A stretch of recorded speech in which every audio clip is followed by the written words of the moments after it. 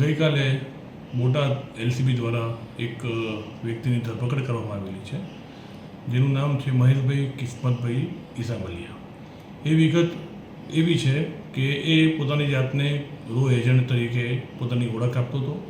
એની પાસેથી એક ઇન્ડિયન ડિફેન્સના માર્કાવાળું એક ઓળખપત્ર મળી આવ્યું છે, ગવર્મેન્ટ ઓફ ઇન્ડિયા રો એજન્ટ લખેલું, અને એ પોતે પત્રકાર છે એવું પણ એ બતાવતો હતો અને લોકો સાથે છેતરપિંડી કરતો હતો, અને પોતે રો એજન્ટ છે અને સરકારી ખાતાની અંદર બહુ મોટી પોસ્ટ પર છે એવું એ બતાવી લોકો સાથે છેતરપિંડી કરતો હતો. સર, શું લોકોને લાલચ આપતો છેતરપિંડીમાં, શું માહિતી? એ જે નોકરી વાંચુક યુવાનો હોય એમની પાસેથી પૈસા લઈ અને એમને રોની અંદર ભરતી કરવા માટે એ લોકોને કહેતો હતો કે હું તમને રોમાં ભરતી કરાવીશ, અને આ રો એજન્ટનું એકદમ સિક્રેટ કામ હોય છે એટલે તમારે કોઈને કહેવું નહીં, એ રીતની એ વાત કરતો હતો.